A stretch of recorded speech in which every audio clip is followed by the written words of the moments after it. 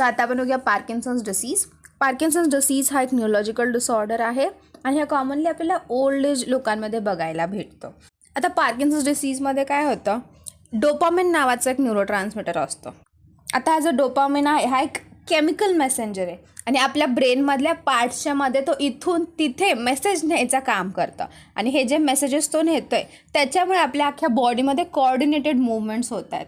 So dopamine किती महत्त्वाचं आहे आपल्याला कळलं आहे. डोपामिनमुळे काय होतं आहे की आपल्या ब्रेनमध्ये एका पार्टपासून दुसऱ्या पार्टपर्यंत मेसेज न्यायचं काम हे डोपामिन करतं आहे आणि हे जे मेसेजेस हा घेऊन जातो आहे त्यामुळेच सगळ्यांमध्ये कोऑर्डिनेशन राहते आणि त्यामुळे अख्ख्या बॉडीच्या मूवमेंट्समध्ये कोऑर्डिनेशन राहते. सो डोपामिन एवढं महत्त्वाचं असतं आणि हे dopamine is secreted from substantia nigra. हे लक्षात ठेवलं नाही तरी चालतं आहे.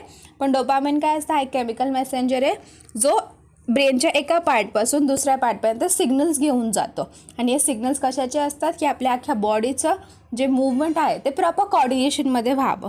आता जर डोपामिनची डेफिशियन्सी झाली तर जे मूवमेंटचे जे मेसेजेस आहेत, सिग्नल्स आहेत ते इथून तिथं नेले जातील का? नाही.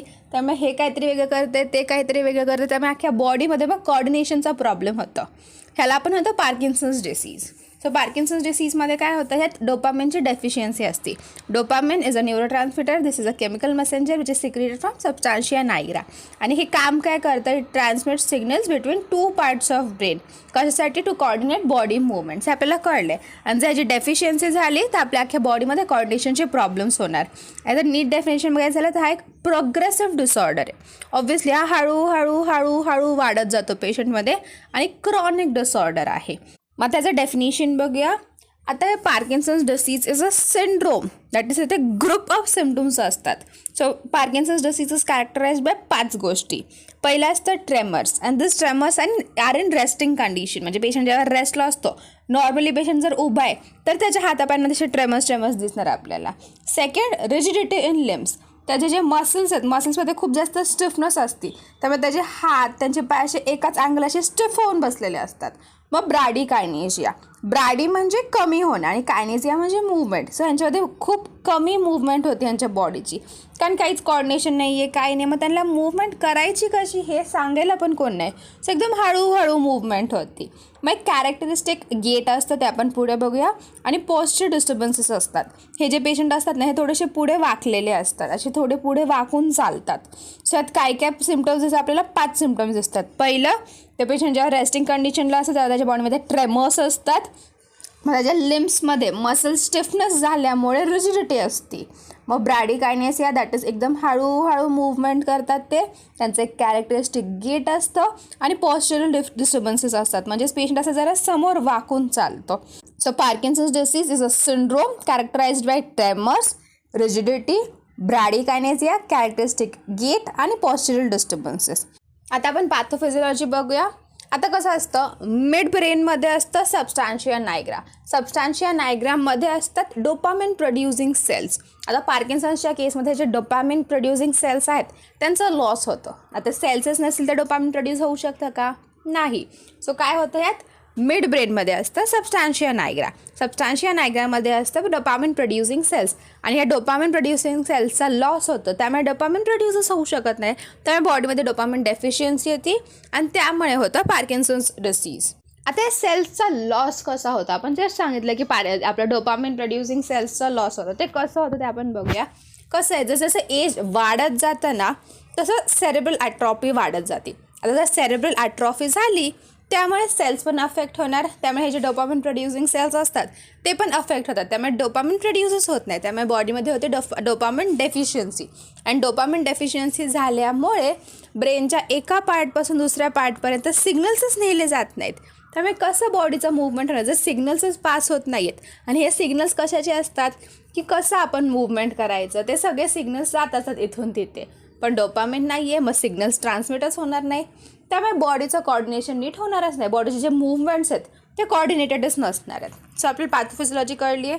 काय होतं आहे, जसं एज वाढतं आहे, एज वाढत जातं तसं तसं सेरेब्रल ॲट्रॉफी वाढत जाते. त्यामुळे जे आपले डोपामिन प्रोड्युसिंग सेल्स आहेत त्यांचा लॉस होतो, त्यामुळे डोपामिनची डेफिशियन्सी होती.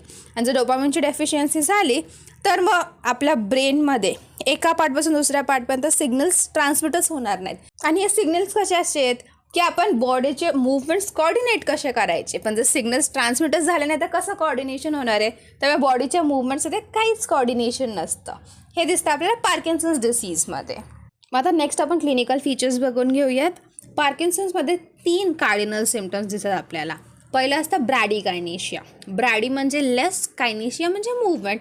त्यामध्ये पेशंटची एकदम हळूहळू मूवमेंट होते. म्हणजे तो जरी चालत असेल तर एकदम हळूहळू चालतो. काही उचलायचं असेल तर एकदम हळूहळू उचलतं. कारण त्याच्या ब्रेनमध्ये तेवढं डोपामिनच सिक्रीट होत नाही आहे ना, की डोपामिन काय करणार आहे, की कॉर्डिनेशन कसं करायचं हे सगळ्यांना जाऊन तो सिग्नल्स नेणार आहे सगळ्या पार्ट्सकडे आणि सगळ्या पार्ट्सला सांगणार आहे की असं असं वागा, असं असं करा, ज्यामुळे आपल्या बॉडीचे मूवमेंट्स प्रॉपरली कॉर्डिनेट होतील. पण डोपामिनच नाही आहे, मग काय करायचं, कसं करायचं हे सांगायला काहीच नाही आहे. त्यामुळे पेशंटला जरी काही उचलायचं असेल त्यासाठी पण त्याच्या बॉडीचं तेवढं कॉर्डिनेशन नसतं. त्यामुळे ते हळूहळू हळू करून तो उचलणार, चालणार पण एकदम हळूहळू.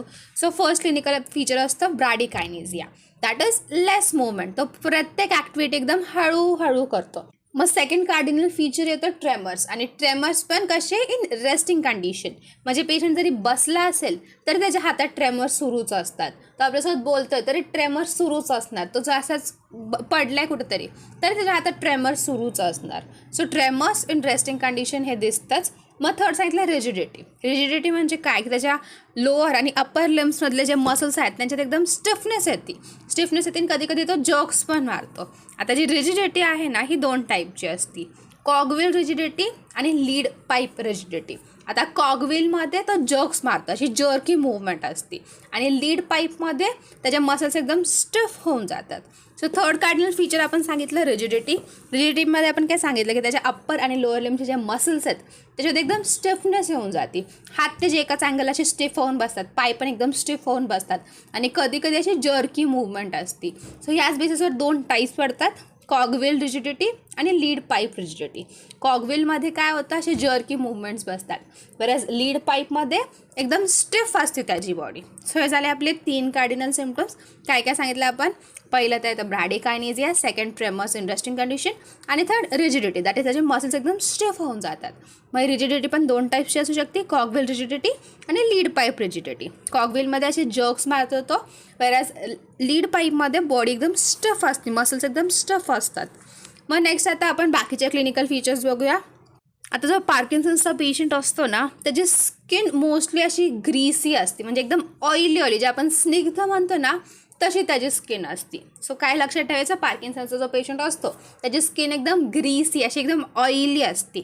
आणि अशा पेशंट्समध्ये बिलकुल फेशियल एक्सप्रेशन्स नसतात. म्हणजे त्याला हसायचं असलं तरी हसता येत नाही, कारण कॉर्डिनेशनच नाही आहे. ब्रेन सांगू शकत नाही की अरे हस. सो त्यामुळे इथे कॉर्डिनेशन आहे, त्यामुळे पेशंटच्या फेसवर काहीच एक्सप्रेशन्स नसतात. याला आपण म्हणतो हायपोमिमिया.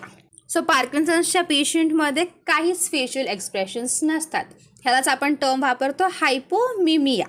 मग नेक्स्ट सांगितलं रेस्टिंग ट्रेमर्स. ते आपण जस्ट बघितलं की पेशंट जरी बसला असेल तरी कंटिन्युअसली त्याच्या हातात ट्रेमर्स चालूच असतात. मग आता नेक्स्ट आपण पेशंटमध्ये काय एक्झामिन करायचं, पेशंटला चालायला लावायचं आणि ह्या सगळ्या गोष्टी नोटीस करायच्या, मगच डिसाईड करायचं की कशा टाईपचा डिसीज आहे, माइल्ड आहे, मॉडरेट आहे की सिव्हिअर आहे. सो ठरवण्यासाठी पेशंट पार्किन्सन्सचा आहे हे कन्फर्म डायग्नोज करण्यासाठी पेशंटचं एक्झामिनेशन करायचं, पेशंटला चालायला लावायचं.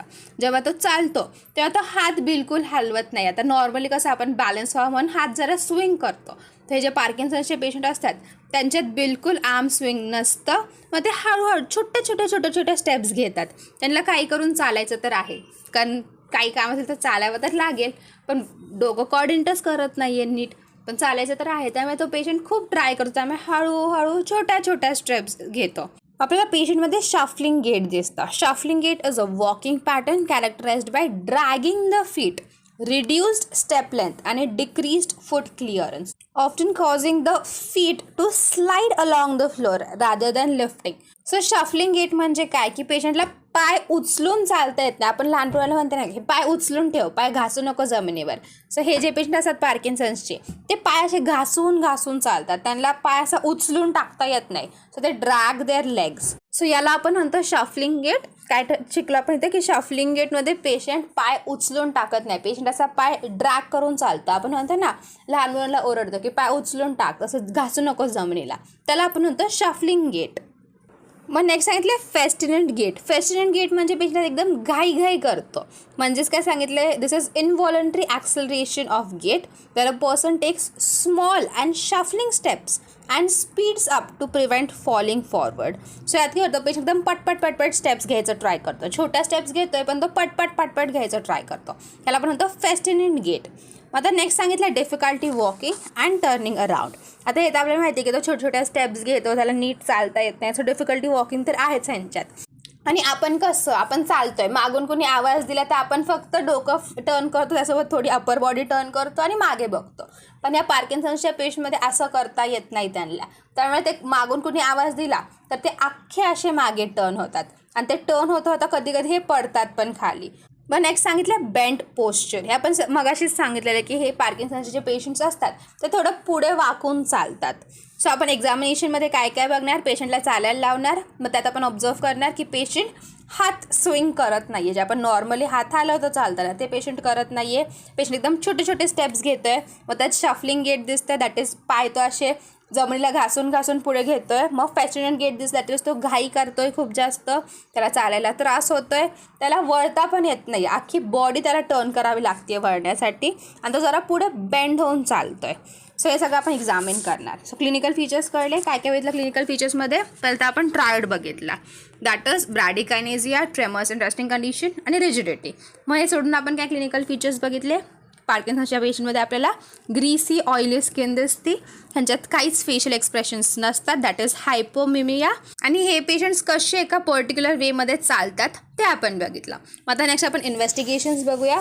आता इथे एक गोष्ट लक्षात ठेवा की पार्किन्सन्स डायग्नोज करायला आपण क्लिनिकली प्रॉपर त्याला एक्झामिन करणं महत्त्वाचं असतं. आपल्याला जे सिम्पटम्स असतात, आपण जे मगाशी एक्झामिनेशन सांगितलं त्याला चालायला लावायचं वगैरे, या सगळ्या गोष्टींवरूनच आपण डायग्नोज केलं पाहिजे की पेशंटला पार्किन्सन्स आहे. काही डायग्नॉस्टिक टेस्टची गरज नसती, फक्त सिम्पटम्स बघून तुम्ही प्रॉपरली त्याला एक्झामिन केलं पाहिजे, क्लिनिकली एक्झामिन केलं पाहिजे. मग आपण ते सगळं बघून डायग्नॉसिसवर येणार की ह्याला पार्किन्सन्स डिसीज आहे. तिथं काहीच डायग्नॉस्टिक टेस्टची गरज नसती. आपल्याला जर ब्रॅडिकायनेसिया दिसत आहे, ट्रेमर्स दिसत आहेत, रिजिडिटी दिसती आहे, मग आपण जे मग सांगितलं पेशंटला चालायला लावायचं, ते सगळे सिम्पटम्स जर मॅच करत असतील तर मग पेशंटला कन्फर्म पार्किन्सन्स आहे असं ठरवायचं. जर करायचंच असेल जास्तीत जास्त तर ठीक आहे, सिटी स्कॅन करा, MRI करा, ह्याने आपण ब्रेनमध्ये काय स्ट्रक्चरल डिफॉर्मिटी आहे का हे चेक करू शकतो. पण तरी पार्किन्सन्सच्या पेशंटमध्ये आपण क्लिनिकल बेसिसवरच डायग्नोज करायचं की ह्याला पार्किन्सन्स आहे. मग आता नेक्स्ट आपण ट्रीटमेंट बघूया. आता ट्रीटमेंटमध्ये आपलं एम हेच राहणार आहे की आपल्याला डोपामिनचं प्रोडक्शन वाढवायचं आहे. पार्किन्सन्समध्ये मेन काय झालं आहे, घोटाळा काय झाला आहे की डोपामिनची डेफिशियन्सी झाली आहे. सो आपल्याला डोपामिन वाढवून द्यायचं आहे बॉडीला. सो ते एम आपलं हेच असणार की आपल्याला डोपामिनचं प्रोडक्शन वाढवायचं आहे. ह्यात बेस्ट आणि most effective drug of choices levodopa. आता levodopa is a pro drug of dopamine. So हे ड्रग बरोबर ब्लड ब्रेन बॅरियर क्रॉस करतं आणि ब्लड ब्रेन बॅरियर क्रॉस केल्यानंतर तिथे डोपा डिकार्बॉक्सिलेज एन्झाईम असतं. ते डोपा डिकार्बॉक्सिलेज एन्झाईम ह्या प्रो ड्रगला डोपामिनमध्ये कन्वर्ट करतं. लिव्होडोपाला ते डोपामिनमध्ये कन्वर्ट करतं. मग झालं, ब्रेनला डोपामिन भेटलं, मग हे डोपामिन जाणार आणि सिग्नल्सला इथून तिथे न्यायला हेल्प करणार. सो आपलं एम तर हेच होतं ना की त्या पेशंटमध्ये जी डोपामिनची डेफिशियन्सी झाली ती आपण भरून काढायची, आपण बाहेरून त्याला डोपामिन द्यायचं. सो त्यामुळे levodopa is the most effective drug for Parkinson's disease. So levodopa काय आहे, this is a pro drug of dopamine. हे ब्लड ब्रेन बॅरियर क्रॉस करतं. मग त्यानंतर तिथे असतं डोपा डिकार्बॉक्सिलेज एन्झाईम. हे डोपा डिकार्बॉक्सिलेज एन्झाईम लिव्होडोपाला कन्वर्ट करतं इंटू डोपामिन आणि मग हे डोपामिन जाऊन डोपामिन रिसेप्टर्सला अटॅच होतं आणि मग सगळी कामं मस्त होतात परत. सो प्रॉपर त्याचं कॉर्डिनेशन होतं, ट्रेमर्स कमी होतात, रिजिडिटी कमी होती आणि चालायला पण चांगला लागतो हळूहळू पेशंट. सो सगळ्यात बेस्ट ड्रग इज लिव्होडोपा. आणि लिव्होडोपासोबतच कॉम्बिनेशनमध्ये आपण नेहमी देतो कार्बिडोपा. आता कसं आहे, आपण लिव्होडोपा देतोय, त्या लिव्होडोपानी जेवढं लिव्होडोपा दिलं तेवढं डोपामिन बनावं हे आपण एक्सपेक्ट करतो ना. आता आपण लिव्होडोपा दिला आणि अर्धं तर डिजनरेट झालं, अर्धं तर डिस्ट्रॉक्ट झालं, मग कायच डोपामिन भेटणार आहे पेशंटला. लिव्होडोपा हे प्रो ड्रग आहे डोपामिनचं. जेवढं लिव्होडोपा दिलं आहे तेवढं ते डोपामिनमध्ये कन्वर्ट झालं पाहिजे, हे आपलं एम आहे. पण चुकून तर त्याचं डिस्ट्रॉक्शन झालं तर मग सगळं बोंबललं, आपली ट्रीटमेंटच बोंबलली. सो त्यामुळे आपण सोबत देतो कार्बिडोपा. कार्बिडोपा काय करतं, ते आपल्या लिव्होडोपाचं डिग्रेडेशन कमी करतं. त्यामुळे जेवढं आपण लिव्होडोपा दिले तेवढं मॅक्स आपल्याला डोपामिन भेटेल. कारण एंड ऑफ द डे आपल्याला काय पाहिजे, डोपामिन हवं आहे आणि डोपामिनसाठी लिव्होडोपा गरजेचं आहे. पण लिव्होडोपा जर डिजनरेट होत गेलं आणि एकदम पटकन डिजनरेट झालं तर आपल्याला कायच डोपामिन भेटणार आहे. सो लिव्होडोपाचं डिग्रेडेशन कमी व्हावं, जरा हळूहळू व्हावं, त्यामुळे जमेल तेवढं डोपामिन आपल्याला त्यातून काढता येईल, ह्यासाठी आपण सोबत देतो कार्बिडोपा. ऑल्सो कार्बिडोपा आणि लिव्होडोपा सोबत दिला ना तर लिव्होडोपाचे साईड इफेक्ट दिसत नाहीत. कार्बिडोपा लिव्होडोपाचे साईड इफेक्ट दिसू देत नाही, that is nausea, vomiting. So levodopa आणि कार्बिडोपा हे आपण नेहमी कॉम्बिनेशनमध्ये देतो. रिझन आपल्याला कळले, levodopa is the pro drug of dopamine.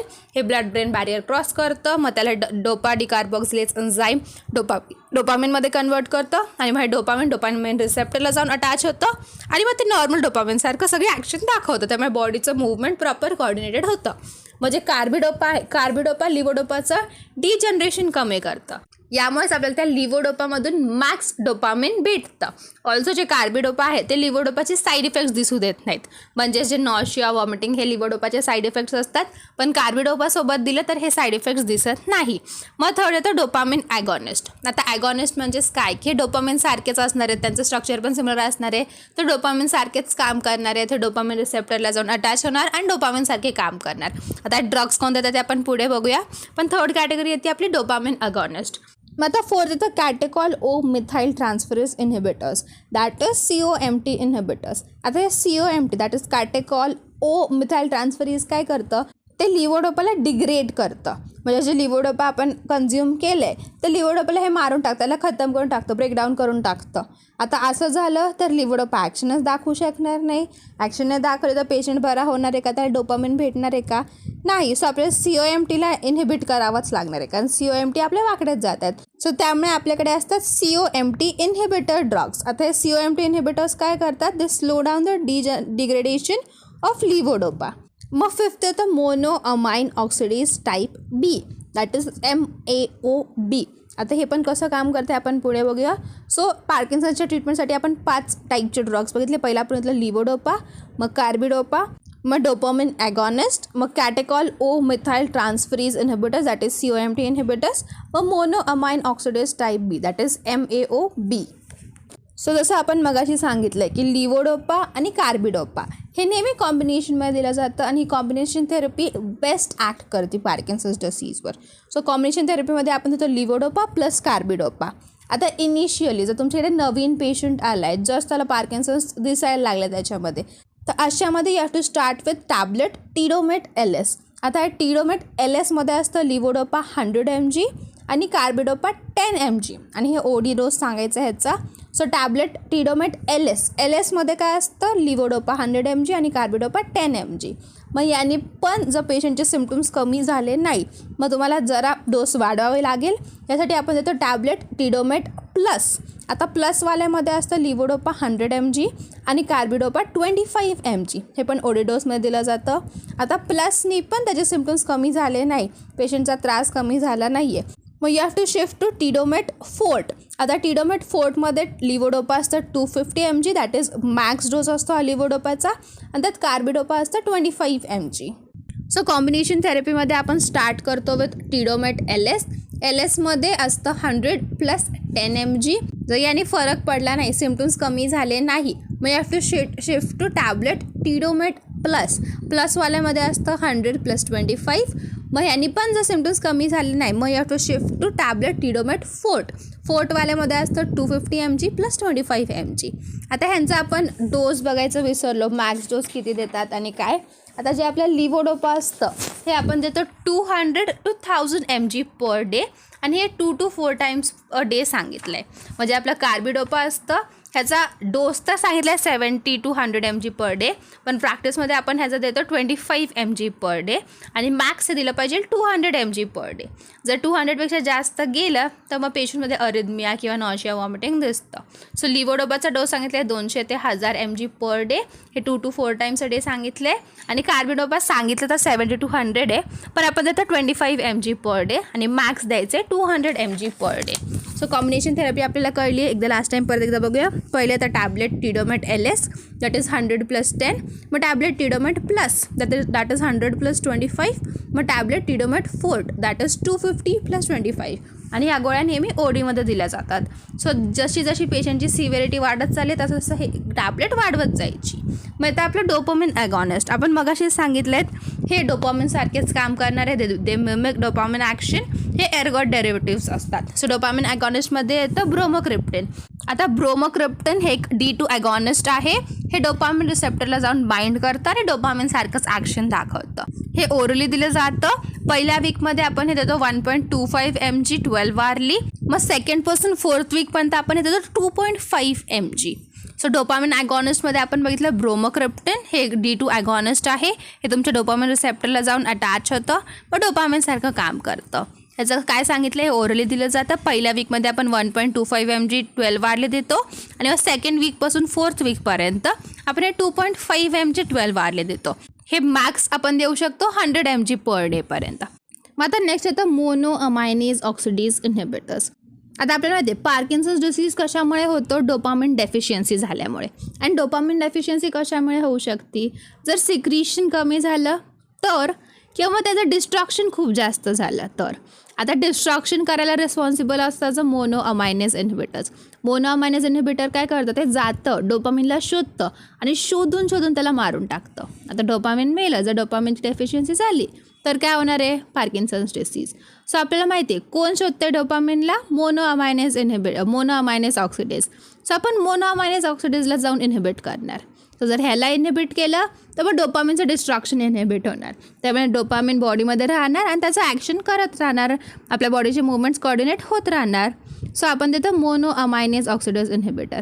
आता हे केव्हा देतो आपण, जेव्हा पेशंट एकदम अर्ली स्टेजमध्ये तुमच्याकडे आला आहे, तर एकदम अर्ली सिम्टमॅटिक ट्रीटमेंट आहे ही.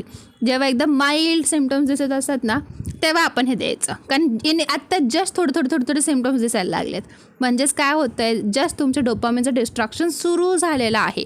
सो अशा केसमध्ये ते डिस्ट्रॉक्शन कमी करण्यासाठी, इनहिबिट करण्यासाठी आपण देतो मोनोअमाइन ऑक्सिडेज इनहिबिटर्स. सो यात येतं टॅबलेट सेलेगिलिन 5 mg OD, हे एव्हरी मॉर्निंग दिलं जातं. सो हे डोपामिनचं डिस्ट्रॉक्शन नाही व्हावं यासाठी आपण देतो सेलेगिलिन 5 mg, हे OD दिलं जातं एव्हरी मॉर्निंग खायला सांगायचं पेशंटला. पण आता एक गोष्ट लक्षात ठेवायची की आपण दोन्हीमधून एकच देऊ शकतो. आपण देऊ शकतो हे MAO इनहिबिटर्स किंवा मग आपण ती कॉम्बिनेशन थेरपी देऊ शकतो, लिव्होडोपा किंवा कार्बिडोपाची. हे दोन्ही एकाच टाईमला नाही द्यायचं की आपल्याला वाटेल कॉम्बिनेशनने आपण डोपामिन वाढवू आणि हे MAOने आपण त्याचं डिस्ट्रॉक्शन थांबवू, असं नाही. हे एकत्र नाही द्यायचं, कारण काहीतरी मग क्रॉस ॲक्शन होईल आणि भलतंच काहीतरी होईल. त्यामुळे एकत्र कधीच नाही द्यायचं. इधर तुम्ही स्टार्ट करा MAO इनहिबिटर्स, जर पेशंट एकदम इनिशियल कंडिशनमध्ये तुमच्याकडे आला, एकदम माइल्ड सिम्टम्स दिसत आहेत, एकदम अर्ली स्टेज दिसते तुम्हाला पार्किन्सन्सचा, तर मग तुम्ही हे मोनोअमाइन ऑक्सिडेज इनहिबिटर सुरू करू शकता. त्यात तुम्ही देऊ शकता सिलेगिलिन 5 mg, नाहीतर मग तुम्ही देऊ शकता लिव्होडोपा आणि कार्बिडोपाचं कॉम्बिनेशन. आता ह्याला तर काही कॉम्पिटिशनच नाही, हे एकदम बेस्ट थेरपी आहे. सो लक्षात ठेवायचं ही कॉम्बिनेशन थेरपी द्यायची किंवा मग MAO इनहिबिटर द्यायची, दोन्ही एका टाईमला द्यायचं नाही. मग आता इथं आपण मॉडर्नची ट्रीटमेंट बघितली, आता आपण आयुर्वेदची ट्रीटमेंट बघून घेऊया. आयुर्वेदमध्ये पार्किन्सन्सला आपण कंपवात म्हणतो आणि कंपवातसाठी बेस्ट ड्रग इज कवचबीज चूर्ण. आता कवचबीज चूर्ण हे अँटीऑक्सिडंट आहे, हे न्यूरोप्रोटेक्टिव्ह ॲक्शन दाखवतं आणि सगळ्यात मेन कवचबीजमध्ये ॲक्टिव्ह इन्ग्रेडियंट असतं L-डोपा आणि हे L-डोपाच पुढे जाऊन कन्वर्ट होतं इनटू डोपामिन. आणि आपल्याला तेच हवं आहे ना, पार्किन्सन्समध्ये आपल्याला डोपामिनचीच कमी पडते, आपल्याला डोपामिनच हवं आहे. सो त्यामुळे बेस्ट आयुर्वेदिक ड्रग असतं कवचबीज चूर्ण. आता कवचबीज चूर्ण हे पेशंटला सकाळ संध्याकाळ 4 ग्राम दुधासोबत घ्यायला सांगायचं. सो कवचबीज चूर्ण इज अँटीऑक्सिडंट, न्यूरोप्रोटेक्टिव्ह आणि त्यातलं सगळ्यात ॲक्टिव्ह इन्ग्रेडियंट असतं L-डोपा which later gets converted into dopamine. So कवचबीज चूर्ण बेस्ट असतं. त्यासोबतच नस्य सांगितलं आहे. आता नस्य का सांगितलं आहे, आपण सुरू करताना पहिलीच लाईन सांगितलेली की Parkinson's disease is a neurological disorder. आता न्यूरोलॉजिकल डिसऑर्डर ब्रेनच्या रिलेटेड काहीतरी असेल तर आपण आयुर्वेदमध्ये बघितलं आहे नासा ही शिरसोद्वारम. सो ब्रेनचं काही ट्रीट करायचं असेल तर आपल्याकडे रूट काय, आपल्याकडे दरवाजा कोणता आहे, नोज. सो त्यामुळे नाकातून आपण नस्य देतो. हे नस्य ज्योतिषमध्ये तेल दिलं जातं आणि ज्योतिषमध्ये तेल हे ब्रेन टॉनिकसुद्धा म्हटलं जातं. आता हे नस्य आपण वर्धमान मात्रेमध्ये देतो, म्हणजे हळूहळू मात्रा वाढवत जातो.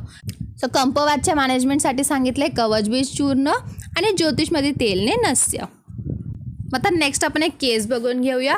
आपल्याकडे एक 64 इयर ओल्ड मेल पेशंट आला होता. त्याचे कंप्लेंट्स व जॉईंट पेन, पण जॉईंट पेन कंप्लेंट होते, पण तुम्हाला थोडं ट्रेमर्स जाणवले. तर तुम्ही प्रॉपरली एक्झामिनेशन केलं, त्याला चालायला लावलं, तर एकदम स्लो मूवमेंट होती.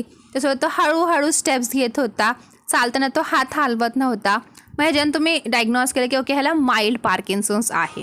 सो काय केस आहे आपली की आपल्याकडे एक 64 इयर ओल्ड मेल पेशंट आला आहे. तो कंप्लेंट घेऊन आला आहे की माझे जॉईंट्स दुखत आहेत, पण तो जेव्हा सांगतो आहे तेव्हा आपण बघितलं की त्याच्या हातात ट्रेमर्स जाणवत आहेत. आपण त्यांना म्हटलं की ठीक आहे, आता थोडंसं फक्त मला चालून दाखवा. तो चालल्यावर तुम्हाला जाणवलं की एकदम हळूहळू चालत आहेत, ते एकदम छोटे छोटे स्टेप्स घेत आहेत. ऑल्सो चालताना हात त्यांचे हालत नाहीत, जे अप्पर लिम्स आहेत ते एकदम स्टफ आहेत. सजन आपण डायग्नोज केलं की ओके माइल्ड पार्किन्सन्स आहे या पेशंटला. सो ट्रीटमेंटमध्ये आपण त्याला दिलं टॅबलेट टिडोमेट LSमध्ये होतं लिव्होडोपा 100 mg आणि कार्बिडोपा 10 mg. हे ओडी द्यायचं. मग त्यानंतर त्याला कवचबीज चूर्ण द्यायचं. पेशंटला सांगायचं की सकाळ संध्याकाळ 4 ग्राम दुधासोबत पी. मग त्याला ज्योतिषमध्ये तेलचं नस्य सांगायचं. ही ट्रीटमेंट 7 दिवसांसाठी द्यायची. 7 दिवसांनंतर पेशंटला परत बोलवायचं. तुम्हाला जाणवेल की त्याचं गेट जरा इम्प्रूव्ह झाले, ट्रेमर्स जरा कमी झालेत. सो ट्रीटमेंटमध्ये आपण काय काय दिलं, टॅबलेट टिडोमेट LS ओडी, मग कवचबीज चूर्ण सकाळ संध्याकाळ 4 ग्राम विथ दूध, आणि मग ज्योतिषमध्ये तेलने नस्य दिलं. हे 7 दिवसांसाठी दिलं.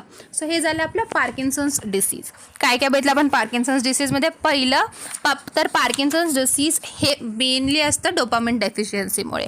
आणि डोपामिन डेफिशियन्सी का होती, due to loss of dopamine producing cells. मग त्याचे कार्डिनल सिम्पटम्स बघितले. 3 कार्डिनल सिम्पटम्स असतात, ब्रॅडिकायनेझिया, ट्रेमर्स आणि रिजिडिटी. मग इन्व्हेस्टिगेशनमध्ये सांगितलं की इन्व्हेस्टिगेशनसाठी काही डायग्नॉस्टिक टेस्ट करायची गरज नसती. आपण फक्त प्रॉपर त्याला क्लिनिकली असेस करूनच डायग्नॉस करू शकतो की ओके ह्याला पार्किन्सन्स आहे. मग नंतर ट्रीटमेंटमध्ये पहिला आपण घेतलं लिव्होडोपा, त्यासोबत आपण देतो कार्बिडोपा. मग अजून आपण घेतलं डोपामिन ॲगॉनिस्ट. मग अजून असतं कॅटेकॉल ओ मिथाइल ट्रान्सफरेज इन्हिबिटर्स. मग monoamine oxidase type B inhibitors. हे सगळं आपण ट्रीटमेंटमध्ये बघितलं. मग आयुर्वेदिक ट्रीटमेंटमध्ये आपण बघितलं की पार्किन्सन्सला आपण कंपवात म्हणतो. त्यासाठी आपण देतो कवचबीज चूर्ण, कारण कवचबीज चूर्णचा ॲक्टिव्ह इन्ग्रेडियंट असतो L-डोपा, आणि L-डोपा नंतर जाऊन कन्वर्ट होतो इंटू डोपामिन. आणि इथे आपल्याला तेच हवं आहे, आपल्याला डोपामिनच हवं आहे. आपल्याकडे डोपामिन डेफिशियन्सी आहे पार्किन्सन्समध्ये. सो त्यामुळे बेस्ट आयुर्वेदिक ड्रग इज कवचबीज चूर्ण. त्यासोबतच आपण नस्य देतो विथ ज्योतिषमध्ये तेल.